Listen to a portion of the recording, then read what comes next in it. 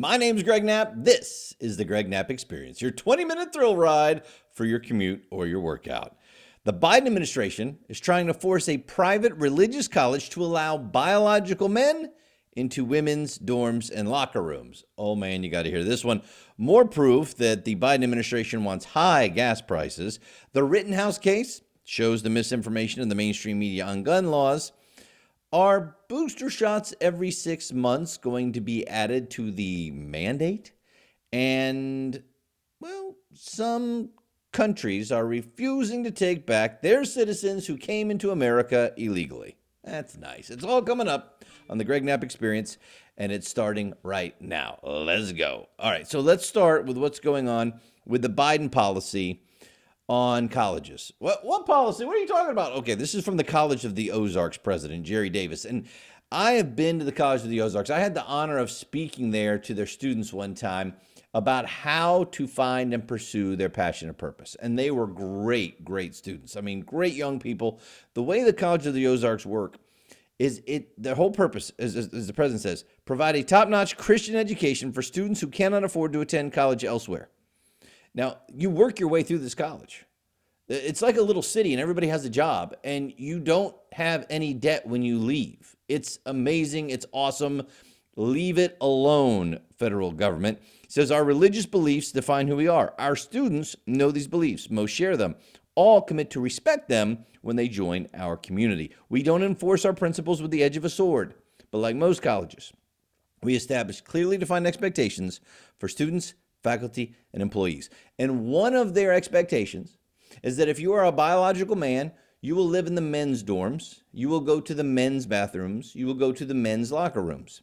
If you are a biological woman, you will go to the women's dorms, bathrooms, and locker rooms. And the Biden administration said, no, that is discrimination. Huh? How? Well, because if you feel that way, you should be able to go to the other one. No. So the College of the Ozarks says they're facing an existential threat. The federal court is going to hear it today. The Biden administration has declared the College of the Ozarks must start letting men into the young women's dorm rooms, showers, and locker rooms, or face the wrath of the federal government. It was a federal memo under the Fair Housing Act declaring it will, quote, eradicate housing discrimination. They are calling it gender identity discrimination, and they will be punished if they don't comply. The Biden administration's agenda, according to the president of College of the Ozarks, is a two-pronged threat to the First Amendment, right? Think about it. First, squelches their right to speak the truth to their students that men and women are biologically different. That is a fact. That is science. Who's saying they don't trust science right now? No, Greg, it's not a fact. Of course it's a fact. Now, you can say you would like it to be different. You would like people to be called different things. You would, but it's a fact. And the College of the Ozarks is not here to make anybody feel bad. They're not trying to hurt trans people. They're simply saying that they believe that a biological man and a biological woman are different and should be allowed to go into different places to sleep and to shower and to go to the bathroom. Why do you have the right to force them the other way? Go to a different school. It's a private Christian college. Doesn't matter. So first, they're telling them that they can't speak the truth that men and women are different and that we respect their dignity and privacy by providing excellent housing to both in separate dorms. And second, it suppresses their religious right to provide affordable education to young people in an environment that lives by Genesis 1:27, male and female, he created them. So they have their religious freedom in the First Amendment. And then, of course, they have their freedom of speech in the First Amendment. So then the college president goes on, is the safety, comfort, and privacy of women on our campus to be sacrificed so that biological men can live in women's dorms? Does radical gender ideology, which defies biological science and common sense, trump the religious beliefs of College of the Ozarks that are guaranteed protection by the Constitution? It's a great question. And I don't know what the court's going to decide now. I used to know what the court would decide. It's pretty black and white in the Constitution. But now it's become so political. See, the whole transgender thing should not be political at all. I don't understand how it became political. Well, yes, I do, because it was all about intersectionality in the far left. And if you can claim to be a minority, and now we're all intersectional together, and we can fight the power and fight the big, awful, evil, whatever boogeyman they've created. But it shouldn't be political at all. What it should be is, how do we help people who are in this horrible position of feeling like they are the opposite sex? I mean, I can't imagine what that would feel like I'm a man, to feel like I'm a woman. I can't imagine how hard that is. But the answer is not to force people to call you the opposite sex, to start chopping off body parts and say, oh, you feel that way, you must be. Wouldn't the answer be to help people deal with the mental difficulties that they're going through? Just like we do when people say, I feel like I'm fat, and they're twig thin because they're anorexic. We don't say, oh, you feel like you're fat, go ahead and stop eating. We help them. Why aren't we helping people instead of pouring into their mental problem? What do you mean it's a mental problem? That's a horrible thing to say. No, how can you not say it's a mental problem when you feel like you're in the wrong body? Of course it's a mental problem, and we've got to help. Got to help. And you don't help by doing this. So a judge denied their request for help in May. The judge said before they could sue, they had to suffer years of agency complaints and intrusive investigations. And of course, you've heard the saying, the process is part of the punishment. Yes, bingo. That's an abuse of our system, and it's what the Biden administration continues to do, because they know it'll take a long, long time to go through the courts. It'll cost a lot of money, and eventually people will just give up. Thankfully, the 8th U.S. Circuit Court of Appeals is holding the expedited hearing today. Now, here's the final question from the president of the College of the Ozarks, which is dead on. Will our country allow the whims of elite opinion to impose a novel redefinition of humanity on ordinary Americans? Or will we stand up for the fundamentals of freedom that were endowed by our Creator and guaranteed by the Constitution? It's a great question. Where do you stand? Because everybody's going to have to pick pretty soon. Why do you hate transgender? Really? Really? That is not what this is about. I don't hate anybody. Like I said, I have great sympathy for somebody who is transgender. I can't imagine what it must be like to go through this. But if you look at the research shows that people are not feeling great once they've had the sex reassignment surgery. The research shows that 70 to 80% of young people who identify as transgender re-identify of their birth gender on their own with no treatment whatsoever. So really, the best thing to do is to play into the problem, affirm their very difficult feelings, and start chopping off body parts and force everybody else to call men women and women men. No, it doesn't make any sense. It doesn't make any sense. Oh, before we get into our current energy secretary and her cameo in a video about ending gasoline-powered cars. That's great. I wanted to just ask you, if you're enjoying the show, would you please be a part of the movement? We've got to get more and more people to know what's happening, to push back against the far left, to rally around the idea that America is exceptional and why, and what we need to do next. So if you could like the podcast, subscribe to it, share it with 3 friends, and ask them to share it with 3 friends, we can really grow the movement. Like the Greg Knapp Experience page on Facebook. The Greg Knapp Experience page on Facebook. Thanks. You are the advertisers for me. I really appreciate it. So let's go into what's happening with Biden's Energy Secretary, Jennifer Granholm. All right. She was in a 2018 music video where she sang about the end of gasoline and fossil fuels. I mean, it was just a cameo. She didn't do the whole thing. She's our energy secretary, and she was singing about ending gasoline-powered cars. Well, yeah, because we got to move on to the new stuff. Okay. You can't figure out why the gasoline price is high, because they want it high. Greg, you can't say that. That's not true. Really, because we heard Jen Psaki double down on the fact that, with these energy prices high, just shows you why we need our green new energy. And now we have a cameo of Jennifer Granholm, the current energy secretary, in this song, Gasoline, Gasoline, the World's Aflame, singing about how we got to get rid of it. Yeah. The environmentalist group Cultura wrote it. It's an anti-fossil fuel song. Cultura aims to improve climate, health, and equity by accelerating the switch from gasoline and diesel to cleaner alternatives for a gasoline-free America by 2040 or sooner, according to their website. Let me let you hear just a little bit of the lyrics at the beginning of the song. The love affair with gasoline is ending. Soaring costs, forcing drivers, abandon gas-powered. No matter where you live, gasoline prices are going up. And that was 2018. And in fact, we had lower gas prices under Trump because of how much we increased our energy production. We became the number one producer of oil, the number one producer of natural gas. We were exporting this stuff like crazy. We weren't dependent on OPEC. At the end of his term, we were taking 0 barrels of oil from Saudi Arabia, and now we're back in OPEC's grip. And doesn't that opening tell you again they want high prices? See, they see high gas prices as you giving up your gasoline-powered car, and that's great for them. Just like we talked about yesterday, Biden's banking nominee, Omarova, saying, yeah, some of these fossil fuel companies are going to have to go bankrupt. But don't worry, we'll help them out, and they'll switch to cleaner technologies. Oh, yeah. Here's just a few more of the lyrics. You fossil fool, instead of fossil fuel, cute, right? You fossil fool, I reject your rule. We got to leave you in the ground. I'm out of the door with my foot to the floor. We got to leave you in the ground. And then I got a new love, an electric flame with free city charging and VIP parking. Yeah, see the free city charging. Isn't that nice? You're paying for that. Zooming past you in the HOV lane. I'm clean and green and my love is sparking. Clean and green, really. Right now, if you have an electric car and you plug it in to get it charged, you don't have a, quote, electric powered car. You know what you have? Whatever kind of power powers the electric power plant. So in many parts of America, you have a natural gas powered car. In other parts, you have a coal powered car. Is that clean and green?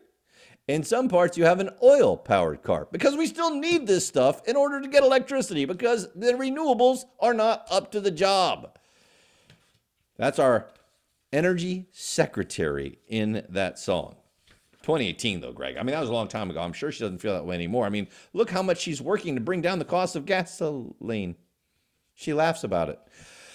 Chris Pandolfo pointing out that the Build Back Better plan, so-called by Biden, it's a world plan, the Build Back Better, if you really want to Google that and find out a little bit more. It could cost more than twice what the White House claims. Committee for a Responsible Federal Budget found that, as currently written, it's supposed to cost, $2 trillion, $2.4 trillion, $2.2 trillion in offsets. But there's so many budget gimmicks, sunset provisions, expirations of tax credits in order to keep the cost artificially low. Because here's the thing, they're not going to phase those out. According to the CRFB, if the plan's temporary policies were made permanent, we find the cost would increase by as much as $2.5 trillion. The gross cost of the bill would more than double to $4.9 trillion. Now, the plan as it stands projects a $200 billion deficit over 10 years, but that figure relies on the child tax credit increase and earned income tax credit expansion to end after 1 year. Subsidies for universal pre-K and child care, they would end after 6 years. The healthcare program expansions would only last to 2025, and other measures would expire in the near future. Now, do you think any of those are going to expire?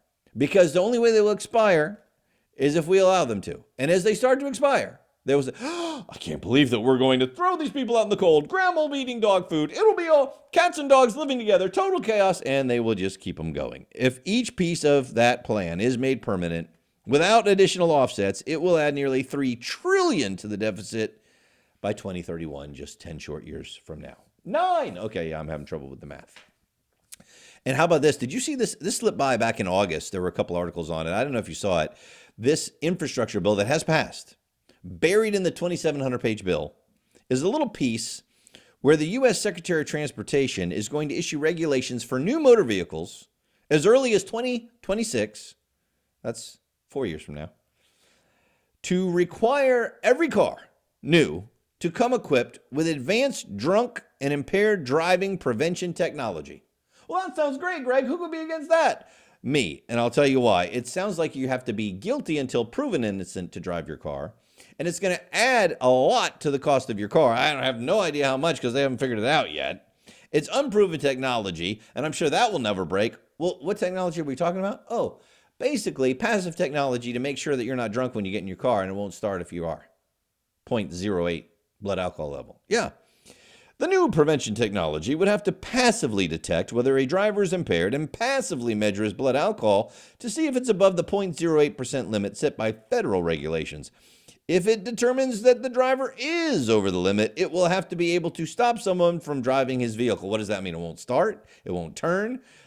I don't know. What if you're the designated driver and you got 3 drunk buddies in your car and they're just reeking of alcohol? Car's not starting. I guess we're calling Uber. I don't know. You get into the Uber, would it make his car turn off now? Who knows? And this has been going on. It's kind of a bipartisan effort that's been going on for a while. There's a lot of details to be ironed out at a later date. But right now, if you're convicted of a DUI and you want to keep driving, you have to pay to put that, what do they call it? It's an interlock. Yeah. Ignition interlock device that you have to breathe into to prove that you can drive. I got no problem with that. You're already guilty. You've been convicted. New cars won't have to come installed with this, though, until at least 2026. I'm sure that it's going to have no problem. We don't have this technology right now. It hasn't been invented. So there are some loopholes to make it be pushed out as long as 10 years. But, it's coming. It's in the bill. Rittenhouse, you've been following that trial, I'm sure. The jurors went home last night, resumed deliberations today. He had to draw out slips of paper randomly on who was going to be the random jurors and who are going to be really deciding his fate. Judge Bruce Schroeder of the trial has received hundreds of threatening messages throughout the trial. Many of them accuse him of being racist. Everybody in the trial is white, so I don't quite understand what's going on here. Some of them advocating for violence against his children. Isn't that nice? That's how we're supposed to be. I love the tolerance. Prosecution in the Rittenhouse case, according to Jonathan Turley, says they couldn't be trying any harder to reach acquittal. He said, first of all, they argued that the prosecutors were arguing that these violent protests really weren't that violent in Kenosha, Wisconsin, mocked the jurors who witnessed their city set ablaze. He said the lead prosecutor, Binger, has contradicted his statements so often and presented evidence that was not borne out, he's really begging for reaction from the jury. He said, I'd be surprised if they could eke out a single conviction. When you say that Rittenhouse chased down Rosenbaum and shot him in the back, they expect to see that. That's what he said in the opening arguments. In fact, they didn't. You saw 1 count drop. That's the gun for an illegal gun for a minor. And a number of the assertions made in the opening statement were gone by the closing argument. So we'll get to that gun possession charge, because I told you yesterday about PolitiFact being just totally blown up on Twitter because PolitiFact said it wasn't true that Rittenhouse had the gun legally. And of course, the judge threw out the case against him having a dangerous weapon as a minor. And PolitiFact doubled down on it now, though. No. They say, no. Wisconsin law says any person under 18 of age who possesses or goes armed with a dangerous weapon is guilty of a Class A misdemeanor. In our fact check, we cite the possibility of an exception for rifles and shotguns. The exception is aimed at letting children ages 16 and 17 to hunt. But as it is also clear, Rittenhouse wasn't in Kenosha to hunt. That's not true either, and we'll get to that in just a second. That's not what it's all about, according to the law, if you read the law correctly. The editor concluded, though, in his doubling down on PolitiFact being correct, these subsequent events show the gray areas of local gun laws. Hardly a case of something being perfectly legal. Our fact check remains unchanged.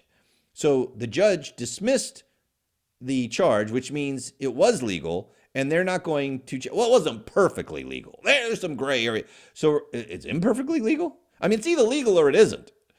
So if you tried to play word games like this with anything you posted on social media, you would be deplatformed, you'd be demonetized, you'd be suspended, you'd be labeled misinformation. But PolitiFact and these type of people help decide what's allowed on social media. Oh, everything's fine. Double down on it. Well, okay, let's go to a real lawyer. Jonathan Turley, as I mentioned. And this guy's not a conservative, by the way. And Jonathan Turley says, okay, let's go over this gun thing. At trial, the prosecutor, Thomas Binger, at points he didn't even seem to be knowledgeable of the gun law and learned it from Rittenhouse. He pressed Rittenhouse on why he did not just purchase a handgun rather than the rifle. Rittenhouse replied he could not possess a handgun at his age, which is true. So Binger asked in apparent disbelief, so the law allowed you to have the rifle but not a handgun? Rittenhouse, yes. Binger then moved on. Well, he just helped the defense because he's right. The exchange was even more baffling because it drew attention to the fact that one of Binger's alleged victims was an adult named Gage Grauskreutz, who also decided to bring a handgun to the protest and pointed his .40 caliber Glock at the head of Rittenhouse when Rittenhouse then shot him in the arm. And by the way, Grauskreutz didn't have a concealed carry license. Criminal laws are supposed to be interpreted narrowly, by the way. As PolitiFact was saying, well, there's gray area in this law and somebody interprets it this way and this way. They're supposed to be interpreted narrowly. It's called the rule of lenity. Get this. In 1547, the court was faced with a law, it's the English system, and making it a felony to steal, quote, horses, geldings, or mares. And because they used plural nouns, the court ruled it did not apply to stealing just one horse. Now that's reading it narrowly, okay? So Wisconsin has this law that says minors can't possess short-barreled rifles. But he didn't have a short-barreled rifle. Rittenhouse used a Smith & Wesson MP15 with an advertised barrel length of 16 inches, overall length 36.9 inches. That is not short barrel. So he's not in violation of that. Now the rest of the statute, you got to look at the word and. Possession of a dangerous weapon by a person under 18. It's any person under 18 years of age who possesses or goes armed with a dangerous weapon, guilty of a Class A misdemeanor. Aha, they got him. He was 17. Well, subsection C says, this section applies only to a person under 18 who possesses or is armed with a rifle or a shotgun if the person is in violation of the first statute about it being short, he's not, or not in compliance with two other statutes, 29.304 and 29.593.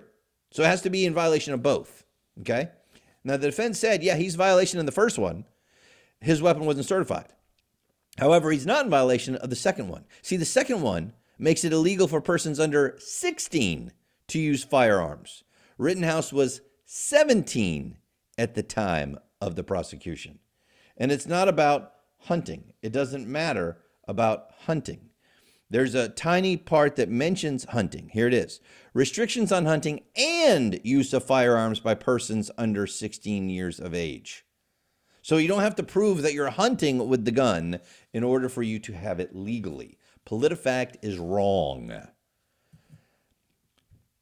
Project Veritas is at it again. CBS San Antonio has a whistleblower, and his name is Brett Mauser. He's the former CBS San Antonio promotions producer, and he blew the whistle on what CBS San Antonio had brought in. It was the internal diversity and inclusion training. Christina Carioli Taylor is the multicultural competency trainer from CKT Cultural Strategies. What a racket these people have. Here's some of the stuff she said. I challenge you journalists to stop thinking in terms of objective journalism. We'll discuss why that's not really feasible anymore. Here's a little bit more of what she said. Much of what we're going to talk about today is going to center around the main code of ethics of journalism. And a couple things. During this workshop and throughout your day, I challenge you to stop thinking in terms of objective journalism. Think in terms of accuracy, fairness, and transparency. Always striving for objectivity is not feasible. Wait, don't you need objectivity to be accurate, fair, and transparent? No, you don't. We got to push our agenda. Yeah. And then Ron Trevino is a CBS Houston news anchor. It's a big deal down there. Said, I don't really care if people trust us or not. We still have to do our job. Whether they trust us is the least of my concerns, whether they trust me or not. Don't you need your audience to trust you in order to believe that you're giving them objective news? No, I don't care about objective news. I gotta teach them the right attitude and opinions to have. That's what you're doing as a news anchor? Yeah, so Brett Mauser, the former CBS Antonio Promotions producer and whistleblower, said this. I don't want to destroy the news. I don't want anybody to get fired. I want people to change and realize they are supposed to be objective. This is teaching journalists at a national level, don't be objective. To me, that was what journalism always was, to be objective.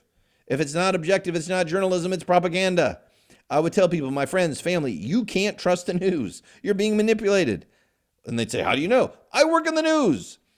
So here's how CBS Antonio responded. CBS San Antonio. A journalist's job is to present the truth and report the facts, not cater to opinions. Our inclusivity program makes our journalism stronger, particularly for communities that have not been well served by our industry. We will continue this important work.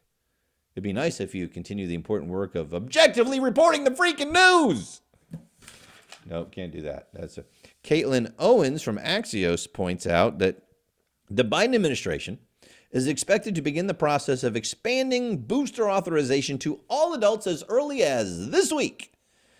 Okay, right now, booster shots are really mainly presented as something that the elderly should get, people with underlying conditions.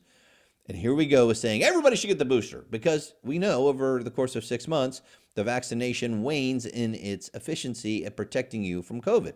So here's the question. How soon before boosters every 6 months becomes part of the mandate? And will you do it? I'm vaccinated, fully vaccinated. I'm not prepared to get a booster every 6 months because Fauci and Biden tell me I have to. How about you? Yeah, speaking of Fauci, if the United States makes boosters available for everyone, it's possible the country can get control of the virus by spring of 2022. Oh, by spring of 2022 now. Sure, I mean, he never moved the date or change his opinion or change the facts or Fauci. I mean, just take that to the bank anytime he says something like that. Greg, they're not mandating this. Right, just like they didn't mandate the vaccine at first either. I'm sure there's nothing to worry about. Everything's fine. Oh, did you see what's going on with illegal immigration? And again, if you're just joining me and this first time you've listened to the Greg Knapp Experience and you don't play the home version, I'm a first-generation American. I love legal immigration. How much we should have, big debate, but legal immigration, not illegal immigration. You have to come to the country the proper way. I totally empathize with everybody who wants to come here, but there are 5 billion people on the planet, poorer than the people of Mexico. We cannot take everybody because their country doesn't provide them good economic situation. We just can't. It would destroy us. So here we are now with this unbelievable border crisis that Biden created. I'm sorry he did. If you look at the numbers that were going on at the end of the Trump administration to now and what Trump had done with the stay in Mexico policy and all the different things that he'd done, you can hate him or love him or whatever, but you can't argue that it was working. So now here's Biden. Get this. Now there are nations that won't take back their illegal aliens.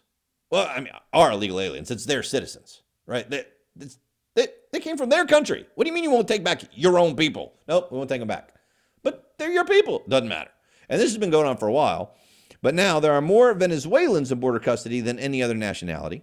Next is Nicaragua. Then Cubans, and a lot of these countries won't take them back. Cuba and Venezuela are the least cooperative. Brazil and Nicaragua accept a limited number of deportation flights.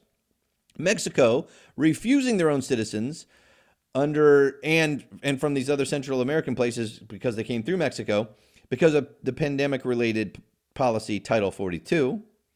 And migrants are further complicating the situation now by heading to smaller, understaffed border sectors. They're not stupid. So, okay, here's the thing.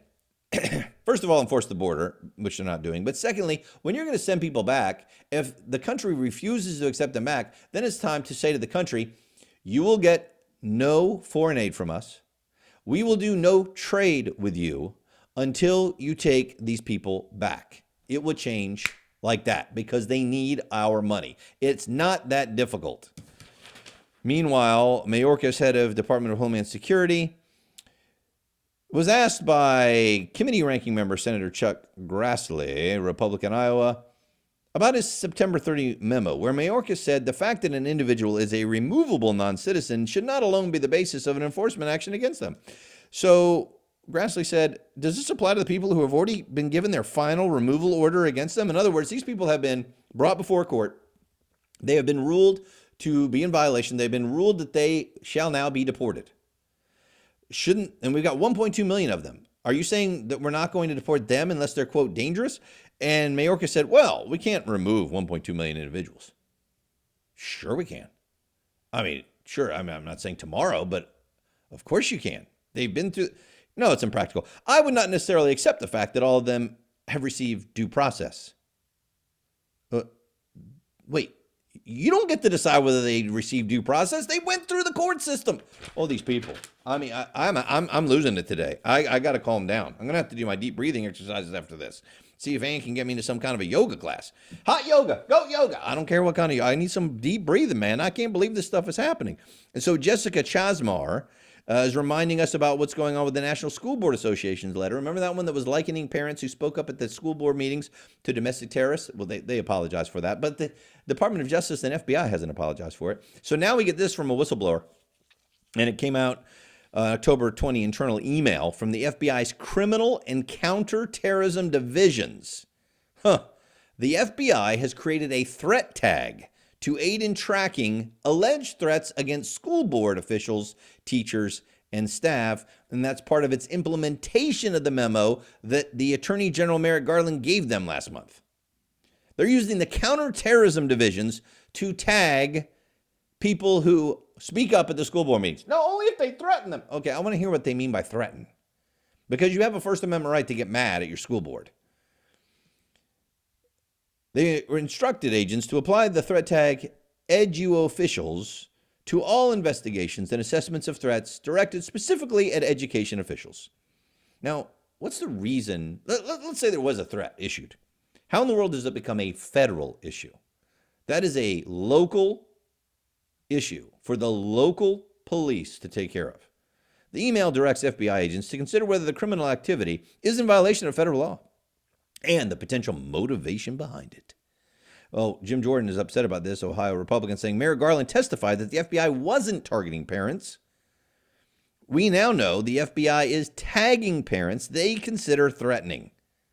Well, the FBI released two statements, and they said it's committed to preserving the First Amendment and that the creation of a threat tag in no way changes the long-standing requirements for opening an investigation, nor does it represent a shift in how the FBI prioritizes threats. Okay, let me ask you as a parent, how would you like the FBI to put a threat tag on you? Don't worry, it's fine. They're just investigating some things, and it's not going to impact you at all. My name is Greg Knapp. This is the Greg Knapp Experience.